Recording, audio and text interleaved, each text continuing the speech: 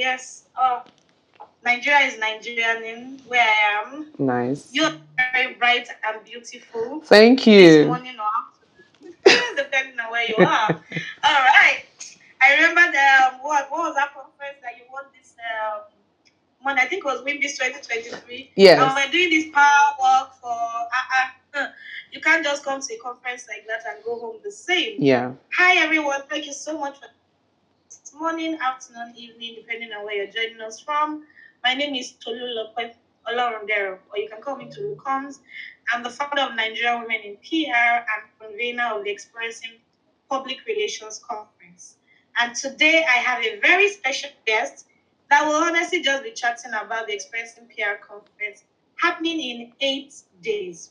8 days from now, Expressing PR 2020 will be live, and about this time will be some 2 hours, 3 hours to close of the conference on that day. I'm super excited.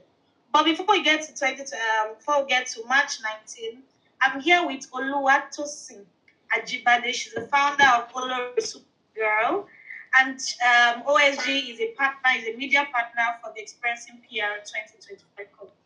Tosin John, say hi. Hi guys. Hello to you all. Thank you for having me, Tolu. I mean, we've been having this discussion, behind the scene, and the day is here. Yes. So I'm really excited to be on the platform. Thank you for hosting me. Thank you so much. Absolutely. Thank you, Stu, for coming on. And of course, being a partner for the conference, we're always looking out for people to support the work that we're doing. And we're so excited when you accepted our invitation. And I'd like to say thank you. So that it's on record to say that I really appreciate that I really, really appreciate this and just supporting us. And particularly because you're a female founder, we're still in International Women's Month and all those conversations around. I know. Women don't support women. I mean, I think that sentence has been overflogged, and should be buried underground now. I can't relate to women don't support women. I mean, look at Tosin. She's here with us. She's a partner for the Experiencing PR conference. How has your own journey been from an IWD perspective, and women supporting you either in business or in life generally? What does that look like for you? Okay, so I would say I know honestly that the conversation around women supporting women is in two ways.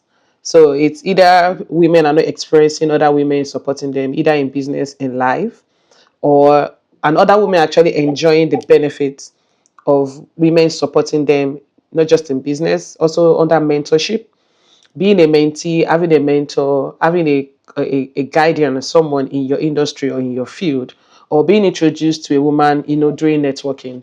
So different women across boards have different experiences when it comes to that tag, women supporting women or women not supporting women. I have experienced a load of women supporting me in my industry, in media, in communications, in public relations.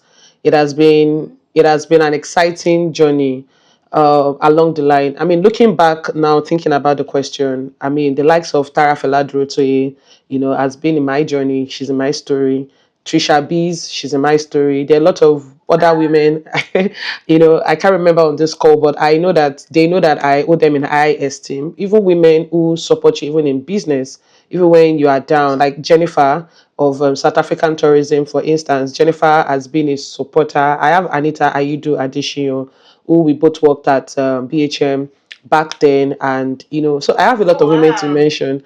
I have Adenike, I call her Nike, of Zebra Stripes. She also owns a PR agency in Nigeria, and these are women that I'm talking about. Adora Mbelu, of course you all know Adora. She's an author. I'll call her a 360 kind of person, because I remember the time I was dealing with imposter syndrome, even during my journey, and Adora was the one that actually helped me through that phase. So these are women, like I said, in different industry, in across boards. Like, so it depends on how people see it. It's okay to understand that not everybody will be there for you, but it's also okay to understand that you have to pick yourself up when you are down. You also need to know the right people to talk to. Sometimes we don't know who to talk to at the right time. even spiritually, when it comes to like financially, for instance, Tosinala saying the financial Jennifer, those are my G's, weekly, monthly.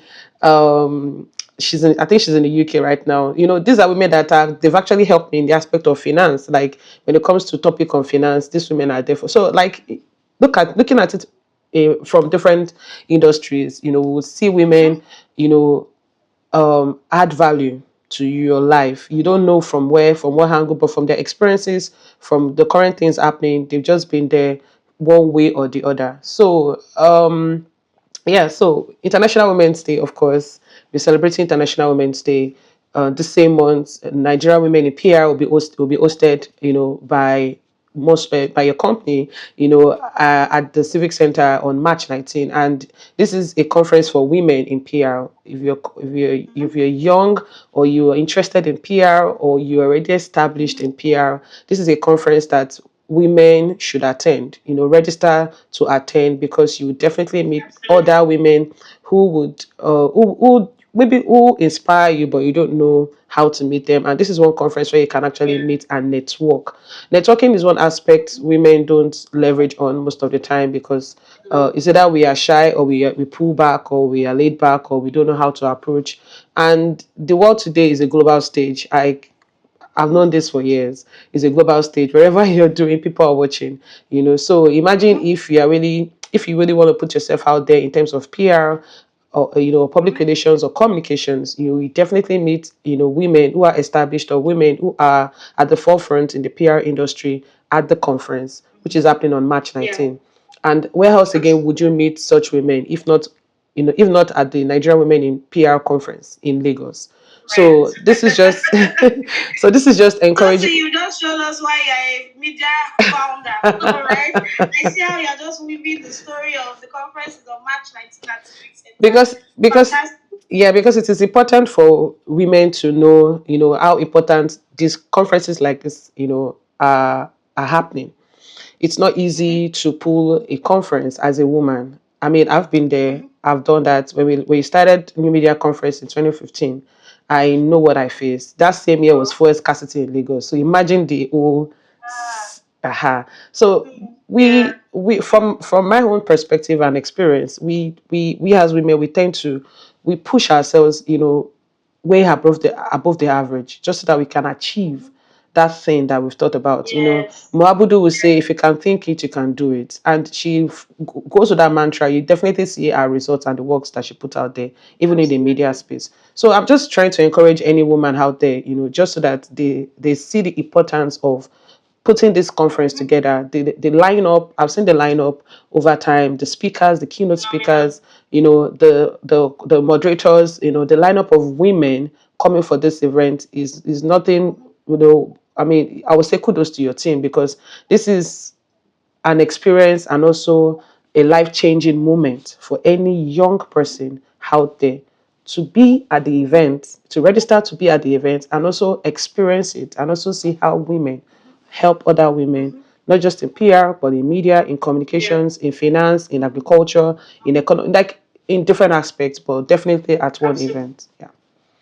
Absolutely. Thank you so much, Joseph, for that all-round opener. You just touched on everything one by one. And just to see how really to have a message, right? That first of all, as a woman, yes, you will likely have to do more than maybe your counterparts will do, but Yeah. if you honestly can think it, you will do the work. Oh, let's not You lie do to it. ourselves. You'll have sleepless nights, you'll have disappointments, you will cry. If you're a cry baby like me, you will have many times when you're asking yourself, oh gosh, who sent me this work? But you can do it, right? And the experience in PR honestly a testament to the fact that if you can think it, You you can can do absolutely it. do it. Yeah. And you find yourself in communities of women, of business leaders, of like-minded people who have thought of impactful programs like the Experience in PR conference, and they've gone through the hurdle, they've gone through the process of delivering it, and you can really learn from the experience. For those of you who may not know, the Experience in PR conference is a business conference we host every year in March to bring business leaders together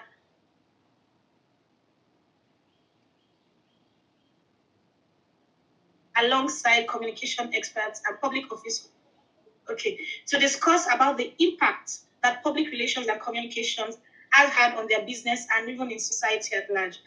We have that conversation because we believe it's important for everyone to know how powerful PR and communication is. And I mean, one of the things I say is so long as there's at least two human beings on earth, regardless of where they are, communication is important. Exactly. So whether you're in public office, you are a business leader, you are a student who is just coming up, you are a young professional, you need to come learn what people who have gone through that process, not just PR people now. These are business leaders, these are people in different industries. We have people from real estate coming to speak. We have people from finance, investment. We have people from the media as well who are coming to speak. Event management who will be talking about the mentorship and just sharing with you their own journey to creating a business, thinking of what I can do to add and impact the society, and then doing that thing. Yeah. And then you have the privilege really to listen to them and hear the strategies they used to succeed and up to the point where they are. You can register for the conference at www.experiencingpr.com/register-now. I'll say that again. You can register at www.experiencingpr.com register-now. Somebody will put the registration link in the chat so that you can just click it and register. Just to get the conversation going, there are lots and lots of things happening at this team. I mean, like I tell the team, one of the things each year we ask ourselves, how can we do it better? And 2025 is honestly the biggest. Each year we say it's the biggest, but this one is absolutely the biggest that we've done so far. Yeah. One of the sessions I'm really excited about is the mentorship chat. So, we have this session towards the end of the conference where we bring a business leader who is accomplished, celebrated. We bring them as a mentor, have a one-on-one open chat with a mentee who is just coming up. This year we have Fuke Bokno Obrute. She's a business mentor, yes, and she's going to be having an open mentorship chat with a young lady who is upcoming in the event hospitality space, and just having a conversation with her. What I tell people for that session is, imagine you are in front of Funke Bokno Obrute in our office, just the two of you. What will you ask her? That's exactly what we're going to be doing at the conference. You can have a conversation, any question at all that you have. It's not just about PR, it's about how do I run my own business as a woman or as a young person, really, coming up in the industry. So, Tosi, we want to have a quick open mentorship chat. Let's show them what they are going to be experiencing when they come for the conference. So, I'm going to be your mentee this afternoon. Tosi, I want to start that company, right? What were the challenges? Sometimes we glamorize success so much. Yeah. We forget that there is work behind the beauty and the glam that you're seeing. Please share. What were the challenges you faced when you were starting? Okay, so I would say that honestly, when I look back to my journey, I look at the fact that I wouldn't have imagined that I'll be in the media industry. So looking at my background, I studied accounting, and I've always loved being a model. So I even tried modeling agencies back then. I was very slim. I had the figure, I had everything. So forget what you're seeing right now. Just forget what you're seeing right now. Just forget it is rice that has turned me to but anyways, having to go through the 5 years, in school, also strike happened, fourth year, second semester. And there's this thing, an idle mind is the devil's workshop. I never liked staying idle. I was just this young, restless person. So I went out looking for what's that word called? Jobs. I had no experience. So imagine looking for jobs and you have no experience. That was my mentality back then. But I got opportuned to work with Benga Denka, which was my first job in the entertainment industry. And I had that experience, and that experience just gave me like, oh more, you can be anything thing because I already explained it was ASU strike that led to me looking for a job because I was really tired. ASU strike was for months. So I was really just tired, bored. Everyone is out of the house. My siblings were in boarding school. It was just me at so it was just a crazy period moment for me as a young girl. And having to get the opportunity to work. And my experience started in the entertainment industry at a very, very young age. That just, set me, forward to chase my dreams. So as at then, like I said, I didn't know I was going to be in the media or this big or anything, how people call it. But it's a lot of work. And in my journey, I've had experiences in the 9 to 5 industry. Worked under PR. I worked in PR at BHM. Worked with Benga Denka. Worked with some key people in the media, entertainment, communication in the industry. And after a while, I was able to now start off. So it was 2012 2010, blogspot.com. My first post was even about the Future Awards because Future Awards was a big thing there. So, and that was how it all started. So it all started from sharing information, sharing stories. And that was majorly on Facebook. Because Facebook was the king, or Facebook is the king. Facebook is the king. So it all started on Facebook before I got on Blogspot, before I was introduced to how it worked or works, and the key players in the industry then were Linda Ikechi, Bella Niger, So these were like footprints, in the industry at that time. I was just doing my own thing, then learning everything on the go, plagiarism, copy and paste. How can you be better? What can you do? 2012, switched to .com, official website, began doing a lot of things, getting to events, covering, doing events. So it was a whole lot. So starting off was just like a thing that I was doing because there was really nothing to, I was not really banking on school anymore at that time because it was just like after the whole strike thing, it was just a waste of time. So my dad was really worried. He was like, oh, Nishishe collar job, the white collar job. Are you not going to do what are you doing? Spending time on the system. So it was a whole lot. It was a very tedious journey that I didn't have any manual. There was no guidance. There was no um, template to follow. It was just follow. I was just following my passion. I was just doing it the way it came to me.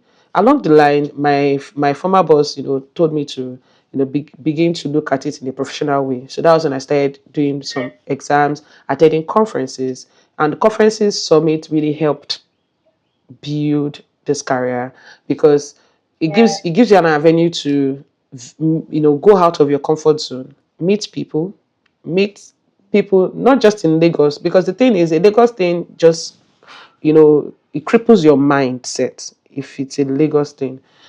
So meeting people from US, meeting people from the UK, meeting people from Kenya, Ghana, you know keeping those networks, it's very important, and that's what has actually helped in my own journey. So I'm just trying to emphasize more on the importance of conferences, summits, workshops, master classes. They are very, very important. This is what has actually helped me grow, build the brand globally. Like people who know me in the UK, those who know me in the US, those who know me in Kenya, in South Africa. Of course, South Africa is very big. Ghana, it's all lots, and that has just helped build the brand, the business, and all. But having to own it as a woman is difficult. I had a lot of setbacks. I'm a woman, I'm not a man. I'm a woman, I can't do this. I'm a woman, I can't get this. I'm a woman, I'm being sidelined. It's a whole lot of competition, along the line. And the fact that people just see you and they try to rubbish the work you've done of built over the years is a stigma, is a very big stigma in the industry. And it's not something that is being talked about a lot because we don't talk about all these things. It's like you are swallowing your pill and just digesting it and just knowing that it's your own, you are swallowing the pill for the headache that you are facing. So we don't get these conversations out there a lot. But along the line, I've had people, mentors, like my former bosses who have actually helped. Like I'll run to them, I'll cry, this is what is happening. And okay, so do you want to do this or you don't want to do this? Do you want to, so they, yeah, so the reality is always like right in front of me. There was no room for playing small. There was no room for thinking small. There was no room for um, saying you're not doing this anymore. You know, it was a thing of, is that you're going in, or you're eating your head, or you're going in